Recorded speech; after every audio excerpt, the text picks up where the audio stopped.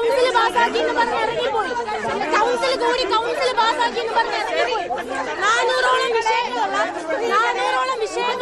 ഒരു അജണ്ട തിരുവനന്തപുരം കോർപ്പറേഷനിലുള്ളത്.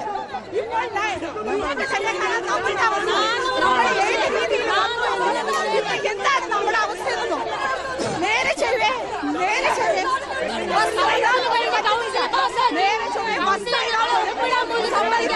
ഒരു പുറത്തിരിക്കുന്ന തരത്താഴ്ന്ന ഭരണസമിതിയാണ് ഇന്ന് തിരുവനന്തപുരം കോർപ്പറേഷൻ ഭരിക്കുന്നത്. ഇവിടെ UDFന്റെ കൗൺസിലർമാർ മിനിറ്റ്സ് ബുക്കിൽ ഒപ്പിടുകയായിരുന്നു. വനിതകളടക്കമുള്ള കൗൺസിലർ മിനിറ്റ്സ് ബുക്ക് ഒപ്പിടുമ്പോൾ ചെമ്പഴന്തി ഉദയൻ എന്ന് പറഞ്ഞ ആഭാസിയായിട്ടുള്ള സ്റ്റാൻഡിംഗ് കമ്മിറ്റി ചെയർമാൻ വനിതാ കൗൺസിലർമാരെ പിച്ച് ചിന്തുകയും കൗൺസിലർമാരെ അടിക്കുകയാണ്. കാരണം നമ്മുടെ വനിതകളെ അടിക്കാൻ അവകാശം ആരും കൊടുത്തിട്ടില്ല. നമ്മളാരും ഒന്നും പോയിട്ടില്ല. അവനൊക്കെ മേയറുള്ളതല്ല, അവനൊക്കെ ആരായിരുന്നു മേയറുള്ളത്? ഇവിടുത്തെ കൗൺസിലർമാരെ, നമ്മുടെ ചേച്ചിമാര്.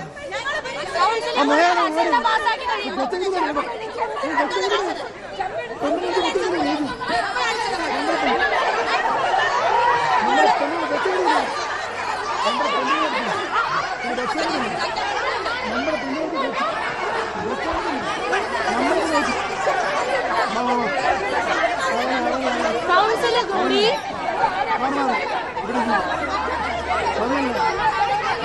അടിക്കാൻ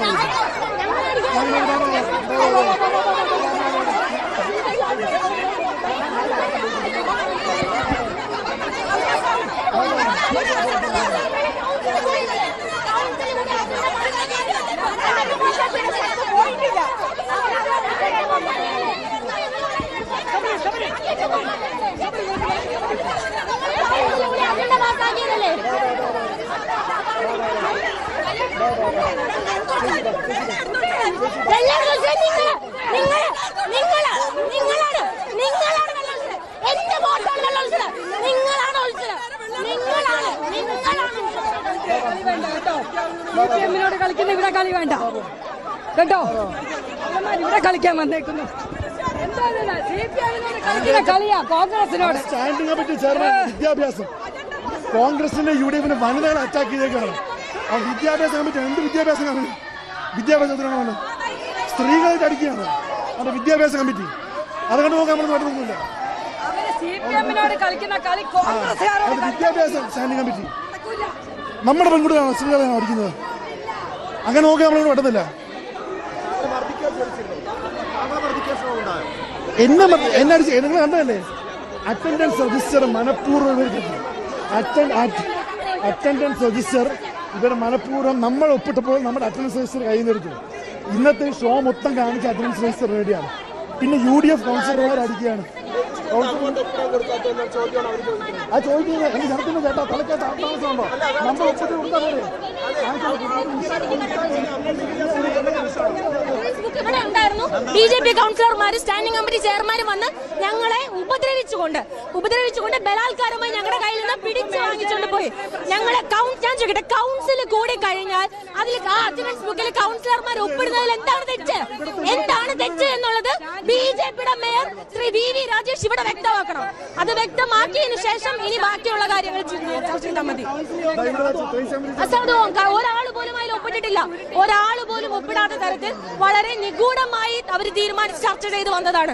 വന്നിരുന്ന ഉടനെ കൗൺസിൽ കൂടി 400ഓളം വിഷയങ്ങൾ ഉള്ളപ്പോൾ ആ അജണ്ട ചർച്ച ചെയ്യാതെ പാസ്സാക്കി ഞങ്ങളെ ഒപ്പിടാൻ സമ്മതിച്ചിട്ടില്ല.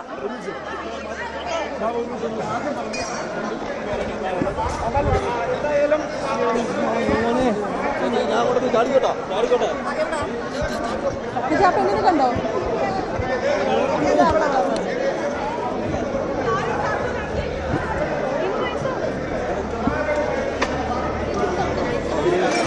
ഞങ്ങൾ ഹാജർ നഷ്ടപ്പെടും. ബോധപൂർവമായി ഹാജരിൽ ഒപ്പിടാൻ ഞങ്ങൾ അനുവദിക്കത്തില്ല. ചോദിച്ചപ്പോൾ എന്നെ കൈയ്യറ്റം ചെയ്യണം ചെയ്തു. ശബരിനാഥ് ഇല്ല, നമുക്ക് ഒപ്പിടാൻ പറ്റുന്നില്ല. ഹാജർ ബുക്ക് അയാളുടെ കയ്യിലാണ്. ഞങ്ങൾ ഇത്രയും 50 കൗൺസിലർമാർക്ക് ഒപ്പിടാൻ പറ്റുന്നില്ല.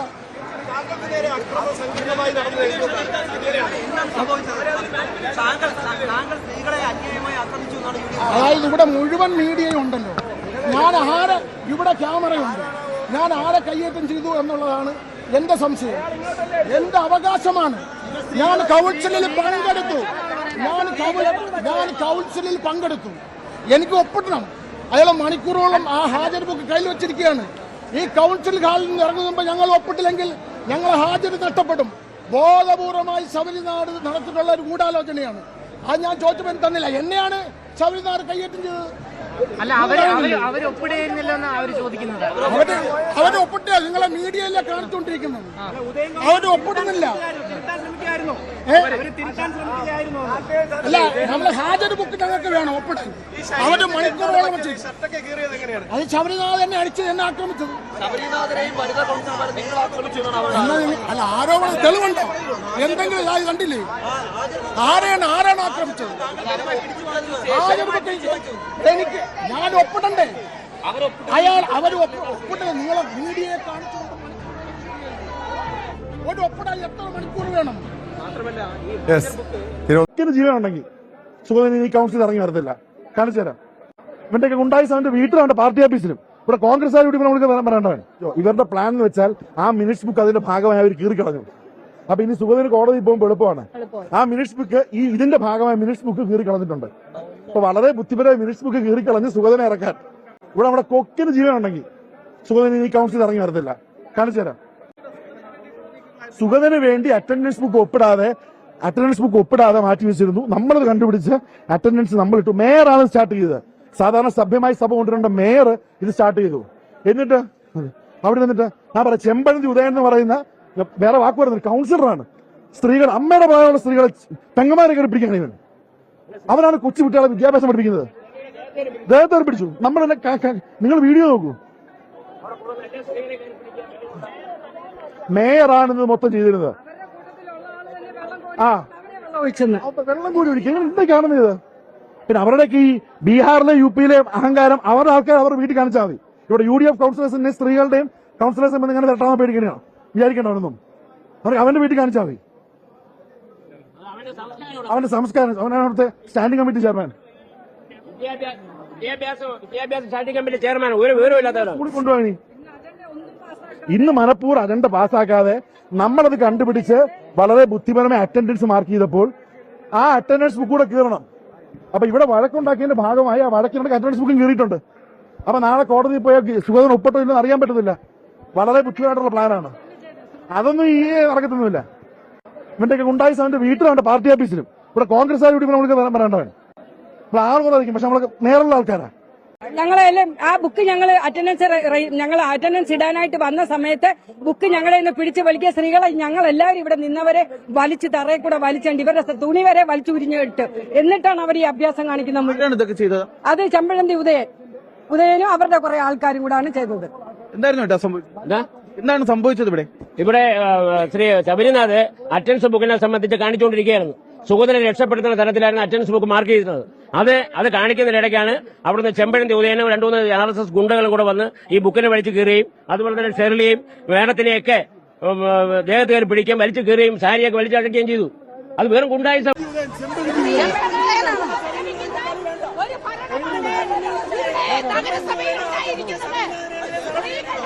കൗൺസിൽ പാസാക്കി എന്ന് പറഞ്ഞ് ഇറങ്ങിപ്പോയി. കൗൺസിൽ കൂടി കൗൺസിൽ പാസാക്കി എന്ന് പറഞ്ഞ് ഇറങ്ങിപ്പോയി. 400ഓളം വിഷയങ്ങളുള്ള അജണ്ട തിരുവനന്തപുരം കോർപ്പറേഷനിലുള്ളത്. ഇപ്പോൾ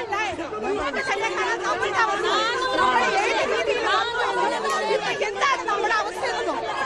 നേരെ ചെവേ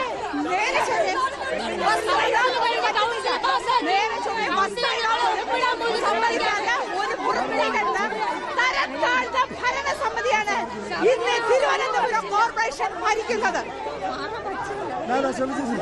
ഇവിടെ UDFന്റെ കൗൺസിലർമാർ മിനിറ്റ്സ് ബുക്കിൽ ഒപ്പിടുകയായിരുന്നു. വനിതകളടക്കമുള്ള കൗൺസിലർ മിനിറ്റ്സ് ബുക്ക് ഒപ്പിടുമ്പോൾ ചെമ്പഴന്തി ഉദയൻ എന്ന് പറഞ്ഞ ആഭാസിയായിട്ടുള്ള സ്റ്റാൻഡിംഗ് കമ്മിറ്റി ചെയർമാൻ വനിതാ കൗൺസിലർമാരെ പിച്ച് ചിന്തുകയും കൗൺസിലർമാരെ അടിക്കുകയാണ്. കാരണം നമ്മുടെ വനിതകളെ അടിക്കാൻ അവകാശം ആരും കൊടുത്തിട്ടില്ല. നമ്മളാരും ഒന്നും പോയിട്ടില്ല. അതൊക്കെ മേയറുള്ളതല്ല. അവർക്ക് ആരായിരുന്നു മേയറുള്ളത്? ഇവിടുത്തെ കൗൺസിലർമാരെ, നമ്മുടെ ചേച്ചിമാര്. ആ മേയറാണ് നമ്മുടെ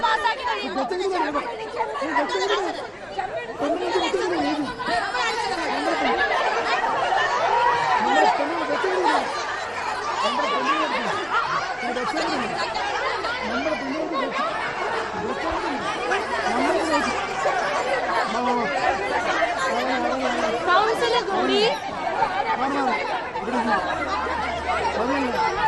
നമ്മുടെ അടിക്കാൻ